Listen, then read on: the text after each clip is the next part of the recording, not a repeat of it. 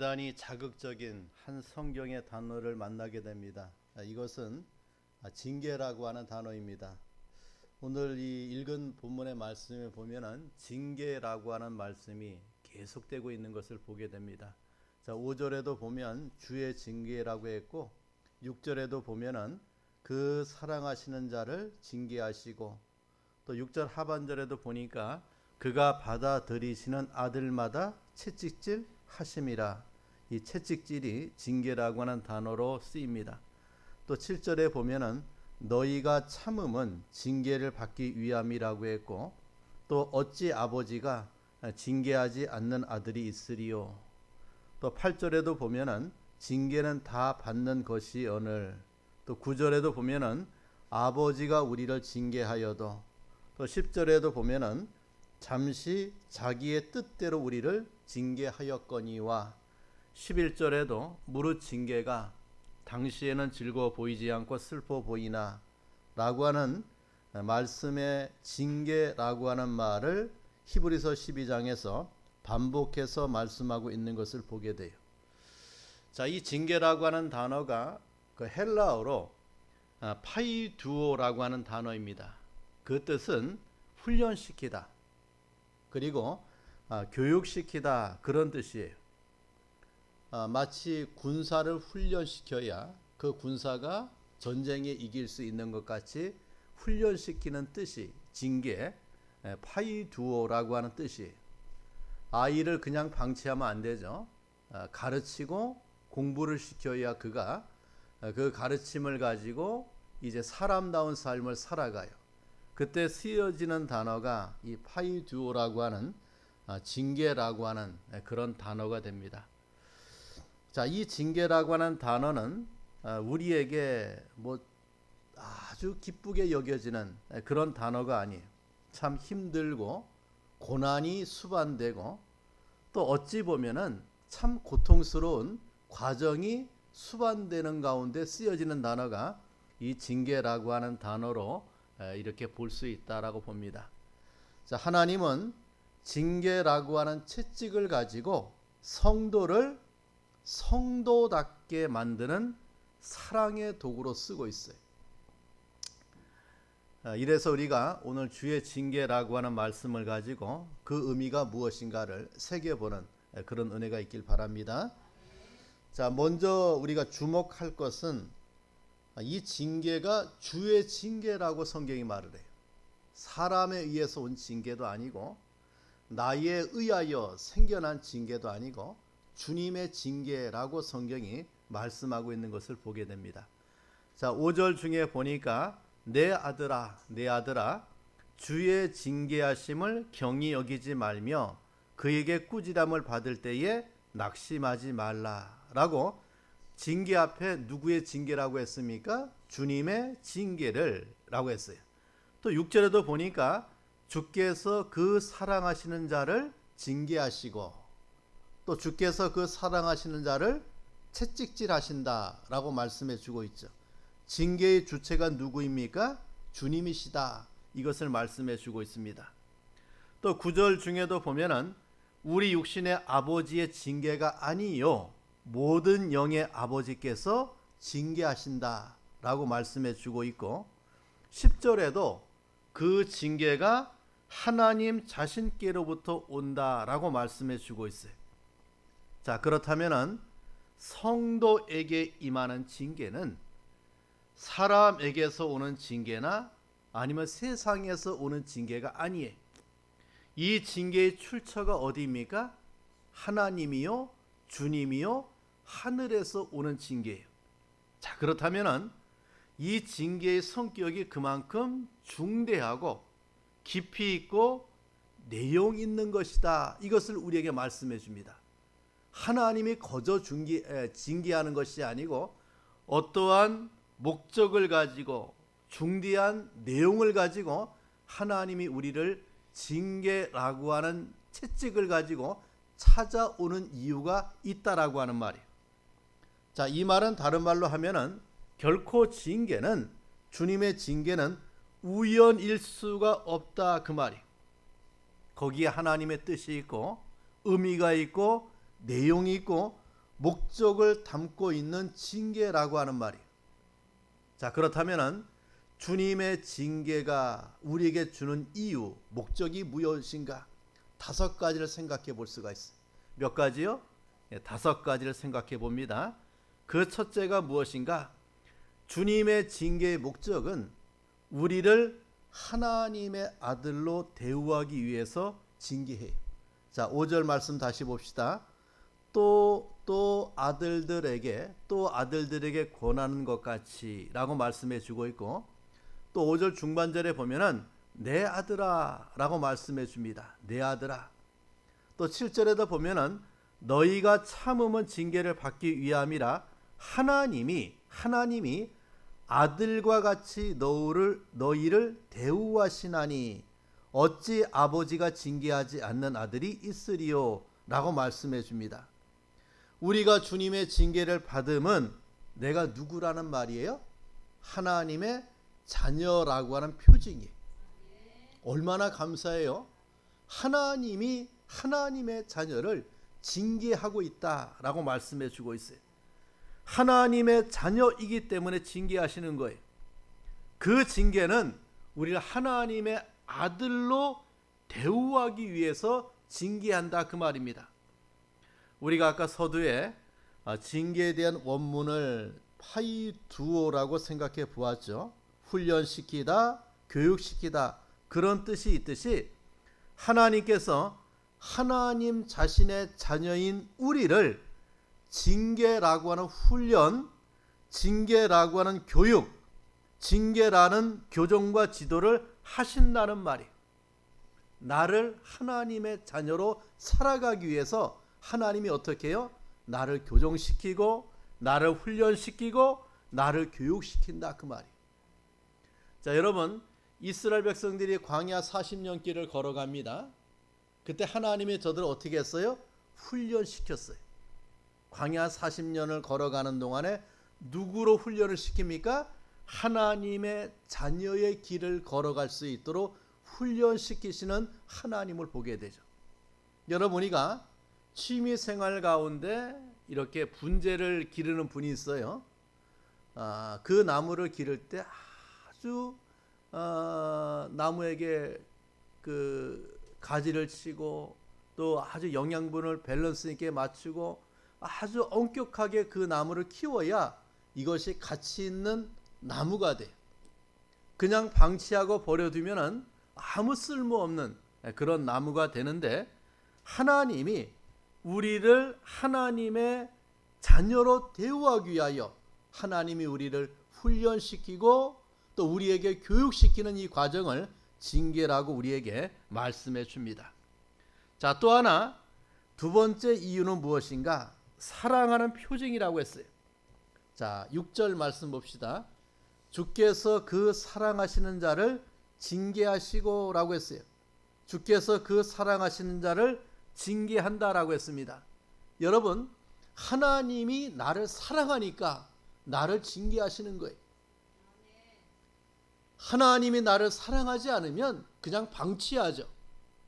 내가 잘못된 길을 걸어가고 못된 인생의 삶을 살아갈 때 하나님이 나를 사랑하니까 교육시켜서라도 훈련시켜서라도 하나님의 자녀다운 삶을 살아갈 수 있도록 그 징계의 내용에는 무엇이 담겨 있습니까? 하나님의 사랑이 그곳에 담겨 있는 거예요. 사랑의 표징으로 징계를 가지고 찾아오시는 하나님을 보게 됩니다. 이것이 하나님의 사랑이에요. 자, 또 하나 우리의 복종을 위함이라고 했습니다. 자, 9절 말씀 봅시다. 또 우리 육신의 아버지가 우리를 징계하여도 공경하였거든이라고 했죠. 자, 육신의 아버지도 저와 여러분을 잘되게 하기 위해서 징계해요. 혼을 내고 또 채찍을 대고 또 그 길을 걸어갈 수 있도록 지도하고 인도하시는 부모를 보게 돼요. 그런다고 그 부모에게 대들거나 거역하는 자녀가 있습니까? 공경해요. 육신의 부모의 징계에도. 자, 9절 하반절에 말합니다. 모든 영의 아버지께 더욱 복종하여 살려 하지 않겠느냐라고 말씀해 줘요. 자, 하나님이 우리를 징계할 때 우리가 더욱 복종하는 마음을 가지고 하나님의 말씀에 순종하는 길을 걸어가려고 해요. 여기 복종은 믿음의 복종을 우리에게 말씀해 주고 있는 거예요. 신앙의 복종을 가져오기 위하여 하나님이 우리를 징계하고 있다라고 하는 거예요. 자, 또 하나는 우리에게 성결의 유익을 위함이라고 했습니다. 자, 10절 말씀 봅시다. 자, 그들은 잠시 자기의 뜻대로 우리를 징계하였거니와. 야, 이거는 세상의 부모를 가리키죠. 부모는 자기의 뜻대로 우리를 잠시 징계해요. 그러나 오직 하나님은 자, 누구의 유익을 위하여? 예, 우리의 유익을 위하여. 그 다음에 어떻게 해요? 그의 거룩하심에 참여하게 하신다라고 했어요. 여러분, 하나님의 징계는 누구의 유익입니까? 우리의 유익을 위함이라고 말씀해 줍니다. 어떤 유익을 가리킵니까? 하나님의 거룩하심에 참여하기 위해서 우리를 징계하시는 거예요. 이것이 나에게 무엇이 돼요? 유익이 돼요. 유익이 돼요. 여러분, 말씀에 순종하지 않고 주의를 범하고 하나님의 뜻대로 살지 않는데 하나님이 그냥 방치한다? 그것이 아니죠. 나에게 유익이 되는 것이 뭐예요? 하나님이 때려서 채찍질해서 어떻게 해요? 하나님의 거룩하심에 참여하도록 만드는 것이 나에게 무엇이 됩니까? 유익이 되는 거예요. 바로 성도들의 성별 생활을 위하여 하나님이 저와 여러분에게 이런 징계를 가지고 찾아오는 거예요. 세상과 짝하여 살던 내 인생이 거기에서 갈라져 나오기 위해서 하나님이 되는 매가 있을 수가 있고, 세상을 좋아해서 세상길로 나갔던 인생을 하나님이 무엇을 가지고? 재산을 가지고 물질을 가지고 그 인생을 침으로 거기에서 나와서 누구에게로?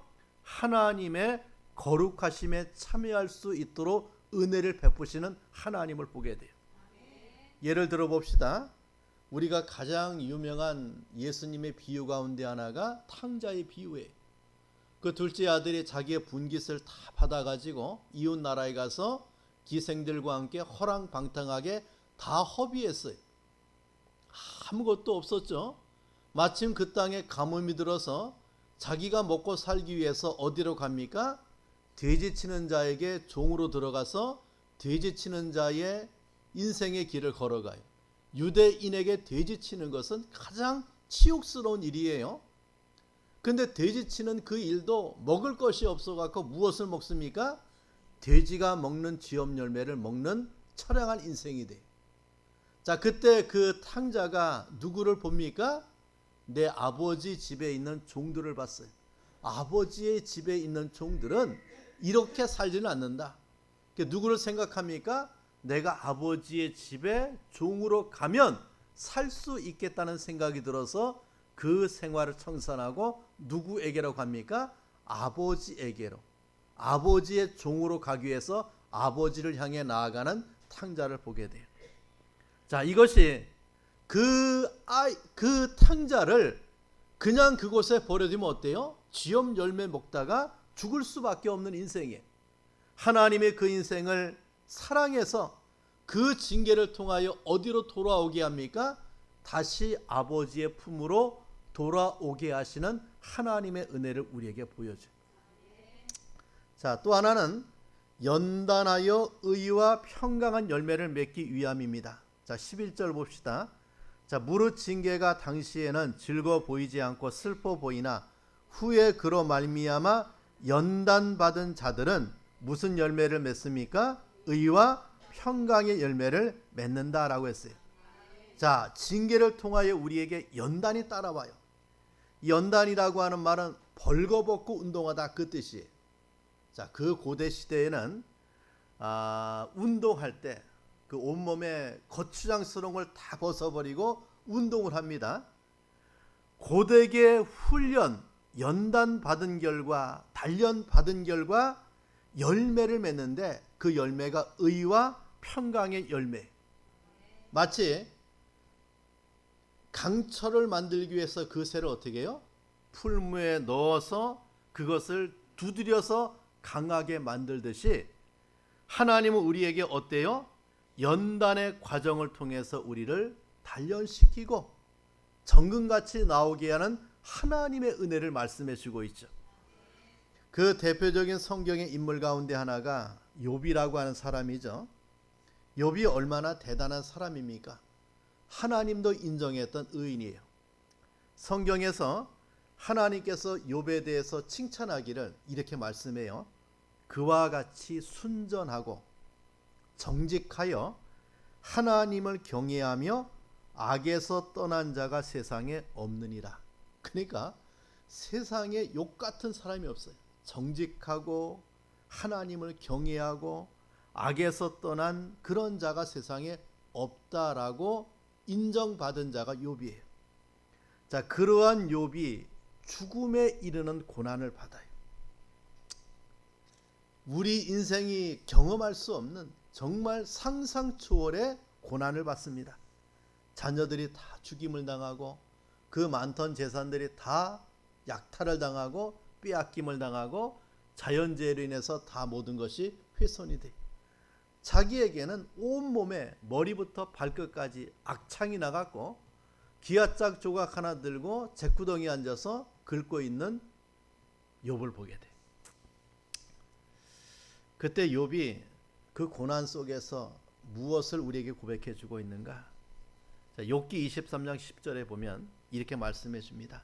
나의 가는 길을 오직 그가 아시나니 그가 나를 단련하신 후에는 내가 정금같이 나오리라 라고 했어요. 여러분, 이 단련의 과정을 통해서 욥이 고백한 것이 뭡니까? 내가 이렇게 해서 정금같이 나오는 그 은혜를 고백하고 있는 욥을 보게 되죠. 여기 단련은 순금을 빼어내는 재련소와 같은 경우를 말해. 뜨거운 불에 모든 불순물이 다 타버려요. 단련되어야만 타버리는 거예요. 그래서 순수한 순금만을 뽑아내는 과정을 뜻해 주고 있습니다. 욥은 그가 나를 단련시킨 후에 내가 정금같이 순금같이 나오게 된다는 고난의 참 맛을 우리에게 고백하고 있는 욥을 보게 돼요. 여러분, 가시나무에 핀 장미가 더 진하고 아름다워 보입니다. 여러분, 그 조개 속에 그 이물질이 들어가서 그 진주를 잉태하는 그 모습을 보게 되죠. 그것이 더 고귀한 이유가 바로 거기에 있는 거예요. 골짜기의 백합화가 왜 진한 향기를 토하게 됩니까? 가시의 그 나무가 찔릴 때, 백합화가 찔릴 때 더 진한 향기를 토하듯이 우리는 고난이라고 하는 단련을 통하여 더 그리스도인다워지고 고난이라고 하는 단련을 통해서 더 성도다운 삶을 살아가는 은혜를 우리에게 말씀해 줍니다. 욥기 5장 17절에 말하기를 볼지어다 하나님께 징계받는 자에게는 복이 있다고 했어요. 복이 있다. 징계는 하나님의 복이에요. 이것을 우리에게 말씀해 주고 있다. 그러면 왜 징계가 우리에게 복이 되는가? 자, 이 징계는 성도가 받는 징계이기 때문인데, 자, 다시 본문 5장 17절 말씀을 우리가 보면은 볼지어다 하나님께 징계받는 자라고 했죠. 하나님께 징계받는 자. 불택자에게는 무엇이 없어요? 징계가 없어요. 신자, 성도에게만 주어진 은혜라고 하는 거죠. 또 말하기를 하나님께 징계받는 자에게 복이 있다라고 했는데 하나님이 그의 자녀들에게 징계를 통하여 무엇을 가져다 주고 있습니까? 복을 가져다 주고 있다. 이것을 우리에게 말씀해 줍니다. 자, 그렇다면 잘 생각해 봐야 돼요. 나에게 하나님이 징계를 가지고 찾아온다. 그러면 그 뒤에 무엇을 예비하고 있습니까? 복을 준비하시는 하나님을 보게 돼요. 예를 들어 봅시다. 하나님이 아브라함을 찾아오셨어요. 그리고 너의 독자 내 아들 이삭을 번제로 드리라고 말씀해 줍니다. 하나님이 아브라함에게 아들 이삭을 번제로 드리라는 시험을 가지고 찾아왔어요. 자, 그 시험을 통하여 아브라함이 받은 은혜가 무엇입니까? 여호와 이레를 모리아 산에서 체험해. 하나님이 아브라함을 위해서 준비하신 순양의 은혜를 저가 체험하고 그것을 통해서 우리에게 무엇을 계시해 줍니까? 우리의 구원을 위하여 예비되신 예수 그리스도의 은혜를 우리에게 말씀해 줍니다. 자, 하나님께 징계받는 자에게는 복이 있나니 라고 말씀해 줍니다. 하나님은 허투루 우리에게 징계를 주시는 것이 아니라 그 징계를 통하여 우리를 어떻게 해요? 복되게 하기 위해서 징계하시는 하나님을 보게 됩니다. 자, 그렇다면 주님의 징계를 우리가 어떻게 받을 것인가? 자, 우리 본문 12장 5절 말씀을 다시 봅시다. 자, 주의 징계하심을 경히 여기지 말라고 했습니다. 경히 여기지 말라. 내 아들아, 주의 징계하심을 경히 여기지 말며 라고 말씀해 줍니다. 자, 주님의 징계를 무시하거나 업신여기거나 잊어버리거나 무관심하게 여기지 말라는 말이, 더 노골적으로 주님의 징계를 깔보지 말라 그 말이. 주님의 징계 앞에 나를 돌아봐야 되고 나의 잘못을 헤아려 봐야 되고 그 징계를 어떻게 여겨야 돼요? 무겁게 여겨야 돼. 무겁게 여겨서 그 하나님의 징계 앞에 나를 살펴보고 그 징계 앞에 나를 돌아보는 은혜를 말씀해 줍니다. 자, 또 하나 주의 징계를 우리가 어떻게 받을 것인가? 낙심해서는 안 된다라고 했습니다. 자, 5절 말씀을 보면은 주님께 꾸지람을 받을 때 낙심하지 말라고 했어요. 자, 그에게 꾸지람을 받을 때에 낙심하지 말라. 이유는 그 징계가 하나님의 사랑의 표요, 축복하시는 표이기 때문에 그래요. 여기 꾸지람을 받을 때라고 하는 말은 밝히 드러내다, 폭로할 때 그런 뜻이 돼요. 자, 우리의 죄와 부족을 주님께서 폭로하실 때 우리는 어떻게 해요? 주님께 회개하고 그에게 더 가까이 가게 돼요. 잘 들으세요. 이것이 하나님의 자녀의 아주 구조적인 생리예요. 우리가 주님의 꾸지람을 받을 때 뛰쳐나가거나 그 꾸지람 앞에 외면하거나 그러지 아니하고 나의 죄를 하나님이 드러낼 때, 나를 꾸짖을 때 나는 더 하나님 앞에 회개하고 하나님께 가까이 가는 것이 누구의 모습입니까? 성도의 성도다운 모습이. 자, 이런 예를 또 성경에 보면은 자신의 딸 문제를 가지고 예수님을 찾아온 가난 여인이 있었습니다. 그녀는 자신의 딸의 병을 고쳐달라고 예수님께 강청했어요. 얼마나 애원했느냐? 아주 소리를 지르며 불쌍히 여겨달라고 했어요. 그런데 예수님은 한마디 말씀도 안 했어요.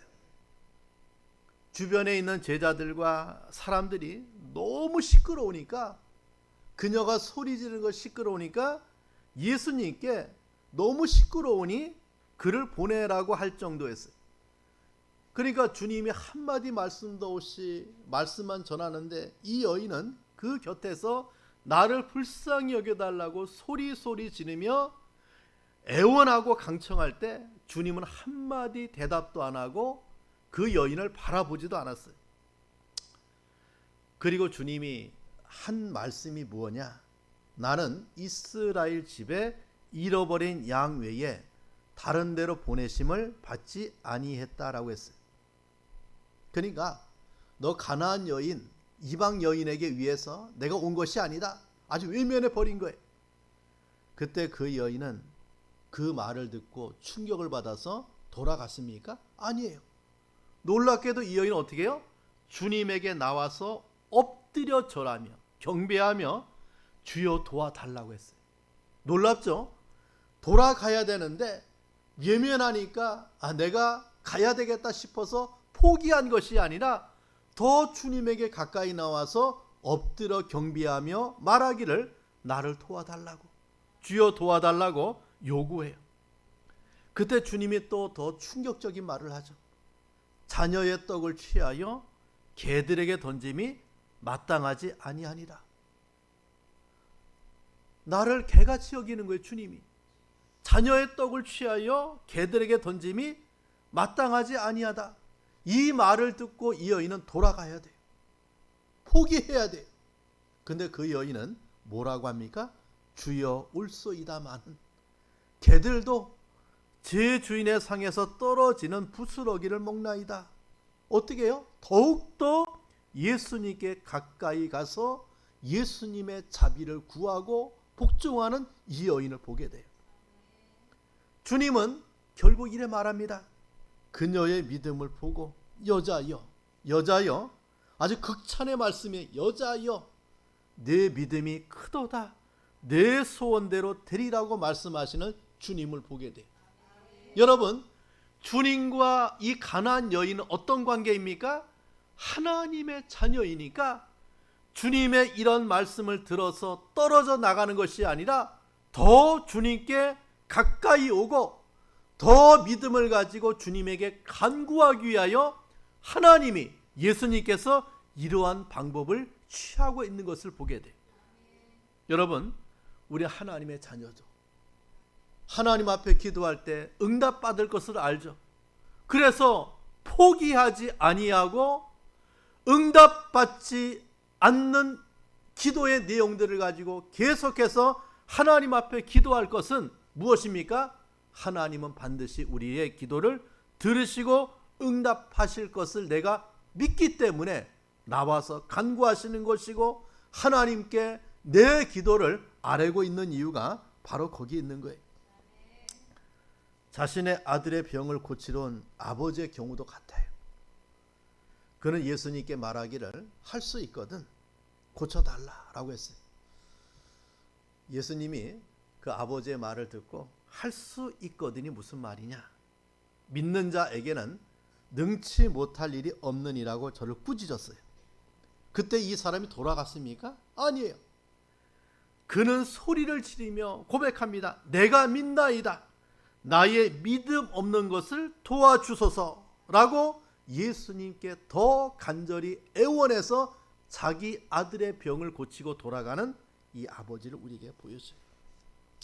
여러분, 하나님은 이 징계를 통하여 우리를 누구로? 하나님께 더 가까이 나아갈 수 있는 은혜를 베풀어 주고 있다, 그 말이에요.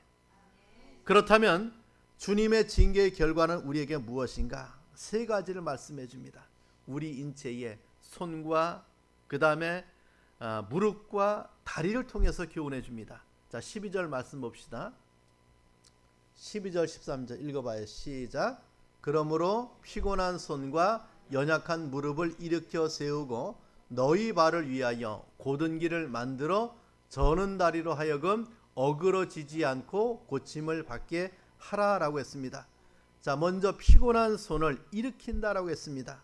힘없는 손을 다시 회복한다는 말이, 마비되어 못 쓰는 손을 다시 움직이도록 하나님께서 저와 여러분에게 이러한 결과를 준다라고 하는 말이에요. 자, 이렇게 세운다라고 하는 말은 회복을 의미하는 말인데 이를 다시 붙잡게 된다는 사실이에요. 다시 말해 우리의 손이 무엇을 붙잡도록? 하나님의 축복을 다시 받을 수 있도록, 잡은 것을 붙잡고 놓지 않고 소유할 수 있도록 힘을 주겠다. 믿음의 힘을 주겠다, 그 말이에요. 내 손이 하나님의 것을 붙들 수 있도록 그 손에 피곤한 손을 일으켜 세우는, 자, 연약한 무릎을 일으켜 세우는 은혜를 베풀어 줍니다. 연약한 무릎, 약하게 된 무릎, 우리가 무릎이 약해지면 어때요? 모든 것을 할 수가 없어요. 정말 못쓰게 된 무릎, 불구로 되어버린 무릎을 말하는데 이것이 다시 그 기능을 회복하게 되는 사실을 이름이에요. 여러분, 우리의 무릎이 어떤 무릎이어야 돼요? 주님께 엎드려 기도하는 무릎이 되어야 돼요. 이것이 힘을 잃을 때 다시 그 무릎을 일으켜 세우시는 주님을 보게 돼요. 자, 또 하나 저는 다리를 온전케 하고 고치는 일을 보여줍니다. 저는 다리, 이것은 뭐예요? 그 다리가 잘못된 길로 나아가는 그런 상태를 가리켜요. 다시 말해 바른 길, 구원의 길, 좁은 길, 십자가의 길, 주님 가신 길을 바르게 가야 되는데 그 길을 어그러지게 다른 길로 걸어갈 때 하나님의 다른 길 걸어갔던 그 인생을 바른 길로 돌아올 수 있도록 그 다리를 온전케 해 주실 것을 말씀하고 있는 것을 보게 됩니다. 우리 사랑하는 성도 여러분, 헬라의 격언 중에 훈련에 뿌리는 쓰나 그 열매는 달다라고 하는 말이 있어요. 우리나라 격언에도 보면은 양약은 입에 쓰나 몸에는 이롭다라고 했습니다. 여러분, 의사가 환자를 힘들게 해요. 왜요? 건강을 회복하기 위해서 그런 거예요. 여러분, 교사가 아이들을 혼내고 가르칩니다. 왜요? 그 자녀들이, 그 학생들이 잘 공부해서 좋은 사람 되기 위해서 그런 길을 하시는 거예요. 하나님은 성도를 아프게 하시다가 싸매시고 상하게 하시다가 그 손으로 고쳐주시는 하나님을 보게 돼요. 하나님이 하나님의 자녀를 대우하는 여러 가지 방법 가운데 하나임을 우리에게 말씀해 주고 있습니다. 저와 여러분 이 시간에 히브리서 12장의 말씀을 통해서 징계라고 하는 말 속에 숨어있는 하나님의 은혜를 생각해 보았습니다. 저와 여러분에게 임하는 하나님의 징계 앞에 하나님의 뜻을 잘 붙들고 그 은혜에 감사하며 살아가는 그런 성도가 되기를 간절히 축원합니다. 자, 우리 기도하겠습니다. 오늘 받은 말씀을 붙들고 기도하실 때 주님의 징계, 그 징계 앞에 우리가 그 징계를 잘 깨닫고 그러한 삶을 살아갈 수 있도록 우리 다 함께 통성으로 기도합니다. 하나님 아버지 감사합니다. 이 시간에 우리는 귀한 말씀을 통하여 주님의 징계에 대해서 말씀을 받게 하심에 감사합니다. 주님의 징계는 우리를 하나님의 자녀로 대우하며 주님의 징계는 우리를 사랑하며 주님의 징계는 우리에게 복종을 주기 위해서 하나님께서 우리에게 여러 징계를 가지고 찾아오게 하심에 감사합니다. 그 하나님의 징계 속에 담겨있는 사랑의 은혜를 깨닫고 목적과 이유와 내용을 잘 깨달아 살아가는 우리 성도들의 신앙의 삶이 될 수 있도록 주님이 은혜를 베풀어 주시옵소서. 하나님 아버지 감사합니다. 우리가 곁길로 나아갈 때 잘못된 길을 걸어갈 때에 방관하거나 방치하거나 방목하지 아니하고 우리 주님이 징계를 가지고 우리를 찾아오사 우리에게 하나님의 자녀의 길을 걸어갈 수 있도록 채찍질하시고 인도하시는 하나님의 말씀을 받게 하신 것을 감사합니다. 내가 하나님의 자녀이기에, 내가 하나님의 사랑의 대상이기에, 내가 하나님의 축복을 받을 수 있는 축복의 은혜의 자리에 서기 위하여 나를 찾아오시고 나를 인도하시는 하나님 앞에 우리가 감사로 받고 그 징계 앞에 나를 살펴보고 나를 헤아려 보아서 하나님의 뜻대로 살아갈 수 있는 힘을 얻는 자가 될 수 있도록 은혜를 베풀어 주시옵소서. 나의 피곤한 손을 일으키기 위해서 나의 연약한 무릎을 세워주시고 잘못된 길을 걸어가고 있는 내 다리를 온전한 길로 걸어가기 위해서 이런 은혜 베풀어 주신 것을 감사하고 그런 주님의 징계 앞에 늘 나를 살펴보고 깨닫는 하나님의 은혜가 임할 수 있도록 주님이 축복해 주시옵소서. 예수님의 이름으로 기도합니다. 아멘.